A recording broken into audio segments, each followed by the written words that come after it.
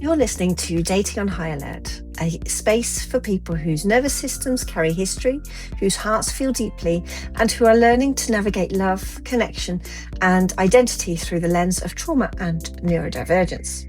I'm Ilya Abatista, and I speak from lived experience, not theory or performance, but from the ongoing work of understanding my own patterns, reactions, and survival instincts with compassion. In today's episode, we're talking about something many of us struggle with, even if we don't always have the language for it. Ambiguity. Those moments where things feel unclear, where signals don't quite match, where you don't know where you stand. And your body reacts before your mind can explain why. And let's talk about why that happens and why, for some of us, clarity isn't about control, it's about regulation. This is re-entry and framing, why ambiguity hits so deep. Welcome back to episode 19. In the last couple of episodes, we've been talking about how a trauma-shaped neurodivergent nervous system doesn't just think its way through experiences, it feels its way through them in the body, often before the mind has had time to catch up.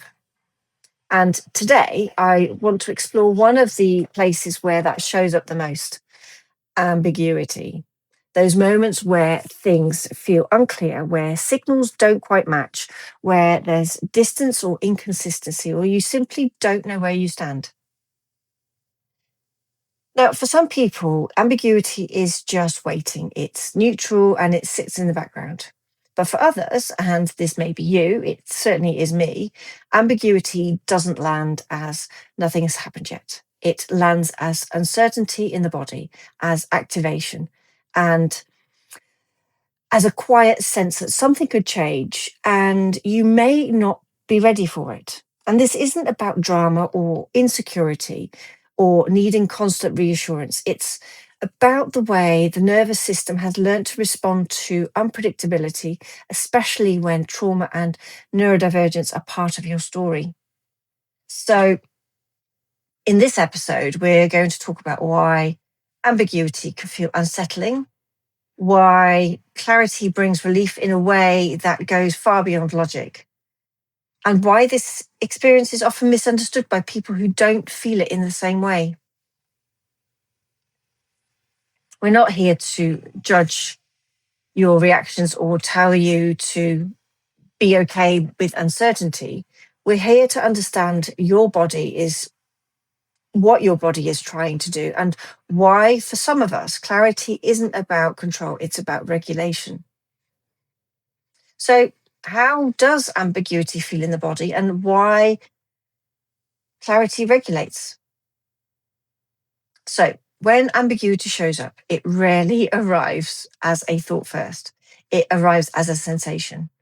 The body reacts before the mind can explain it. And for some of us, ambiguity feels like the tightening of the chest or the stomach. The breath becomes shallow, the shoulders lift, the body leans forward as if it's waiting for an impact that hasn't happened yet. There's a low level sense of alertness, not panic, but readiness. And from there, the mind starts building stories in an attempt to make sense of what the body already feels. We replay conversations, we scan tone shifts, silences, pauses, gaps in communication, and we try to fill in the missing pieces because not knowing doesn't feel neutral, it feels risky. And in those moments, it can be easy to believe what we're seeking is reassurance, but very often, what we're really seeking is regulation. We're looking for something that tells the nervous system you're safe. Nothing is changing. You don't have to prepare for loss or withdrawal right now. And that's why clarity can feel so calming.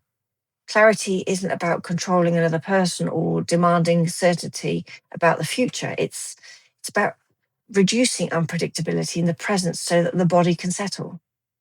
And when we know where we stand, even if the answer isn't the one we'd hoped for, there is a steadiness in it.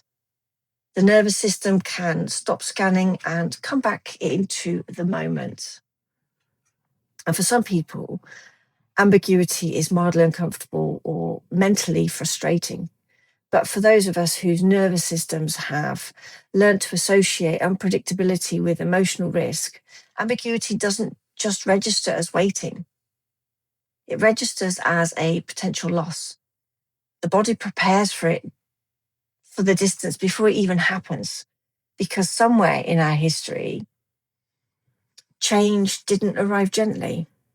So when we ask for clarity, what we're really asking for is a safety signal, a way of saying to our system, you don't need to brace right now, you can just breathe.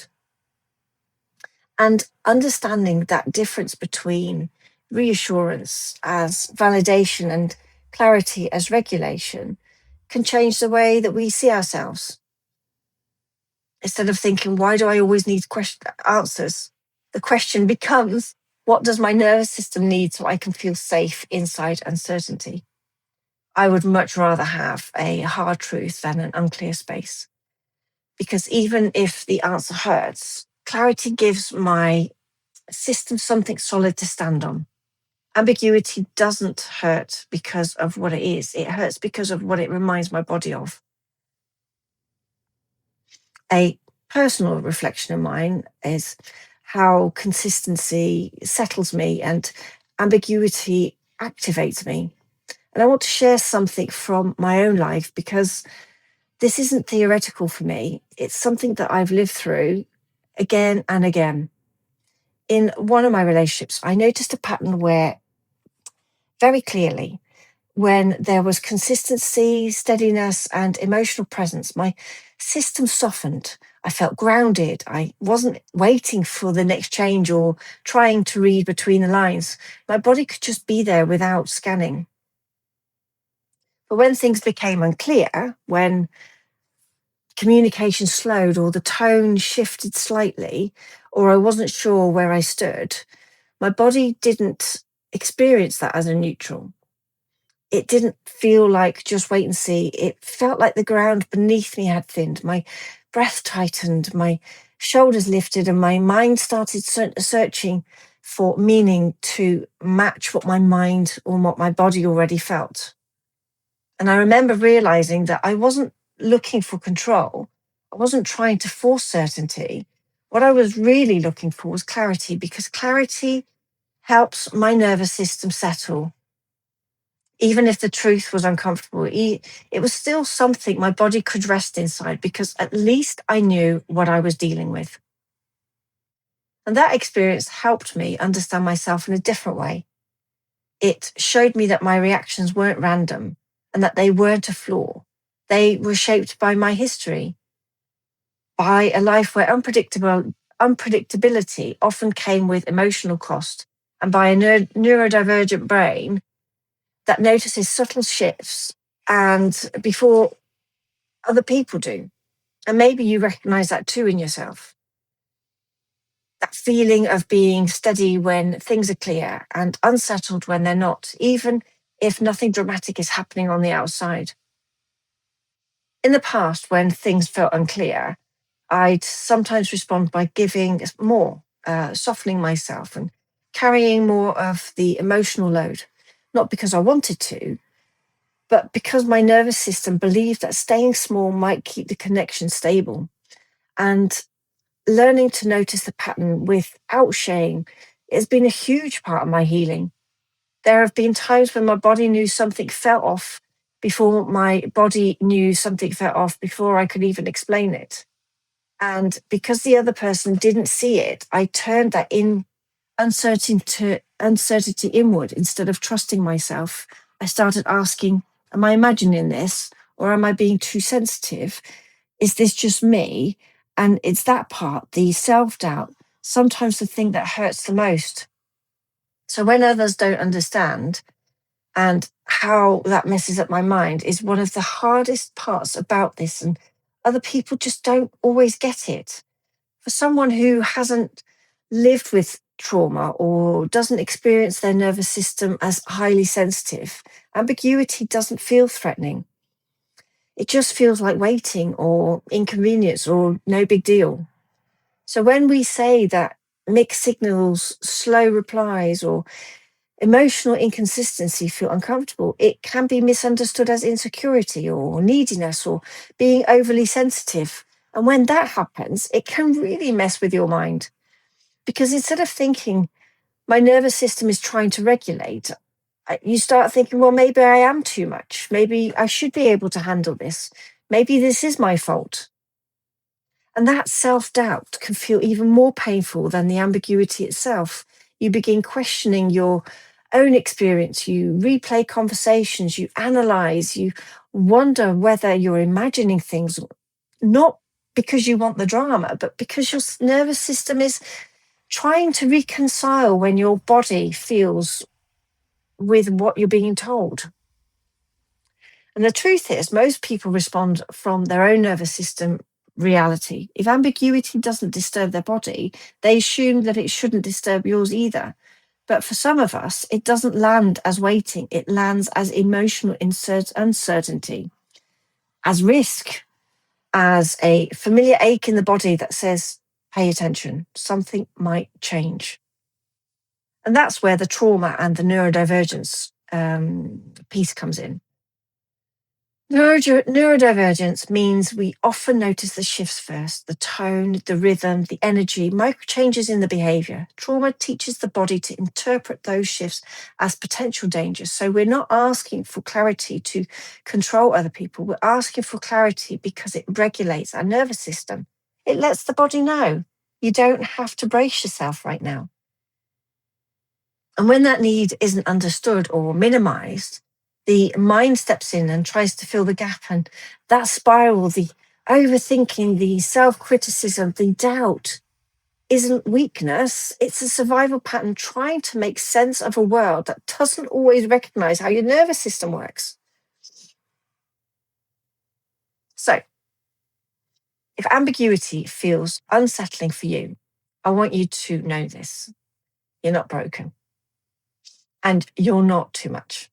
Your body isn't overreacting for no reason. It's remembering.